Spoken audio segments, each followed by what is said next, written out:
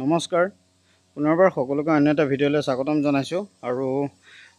বৰ্তমান ৰাসৰ সময় যেহেতু সকলোৱে গম পাইছে গতিকে মাজুলীত ৰাস কিদৰে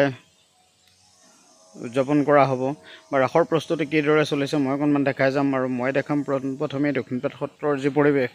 দক্ষিণপাট সত্ৰৰ সেই পৰিৱেশটো মই পোনপ্ৰথমে আপোনালোকক এবাৰ দেখাই ল'ম আৰু এয়া হৈছে আদৰণি তোৰণ আৰু ইয়াৰ আগত এখন থাকি আহিলে এখন মই নেদেখালোঁ বাৰু যিখন মূল তোৰণ সেইখন মই নাই দেখুৱাই এইখন হৈছে আধ্যাত্মিক যুৱ সন্মিলন আয়ুষ কেন্দ্ৰীয় সমিতিৰ সৌজন্যত এখন তোৰণ প্ৰথমখন আৰু ইয়াতে যি মূৰ্তি ৰাসৰ বৃন্দাবন মূৰ্তি ইয়াতে প্ৰতিষ্ঠা কৰিব ৰাসৰ কেইদিনৰ কাৰণে আৰু এই যে হলটো দেখিছে এই হলটো যেতিয়া ৰাস হৈছিলে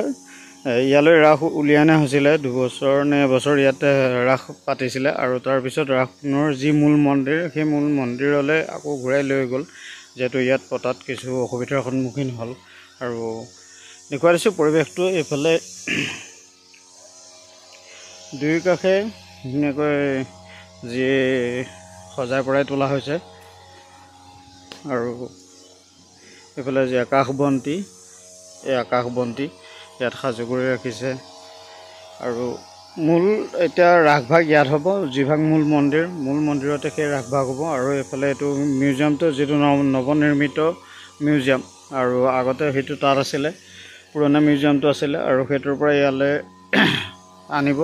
আৰু কেতিয়া আনিব সেই কথা বাৰু গম পোৱা নাই যিখিনি মই আপোনালোকক ৰাসৰ যি পৰিৱেশটো এবাৰ দেখাই দিছোঁ আৰু যদি আপোনালোকে বিশেষকৈ মূল ৰাস য'ত দক্ষিণপাট সত্ৰৰ পৰা আৰম্ভ হয় আৰু য'ত 5 তাৰিখে ৰাসৰ পূৰ্ণিমা উপলক্ষে তেতিয়াৰ পৰা আৰম্ভ হ'ব মই দেখাই দিছোঁ পৰিৱেশটো এবাৰ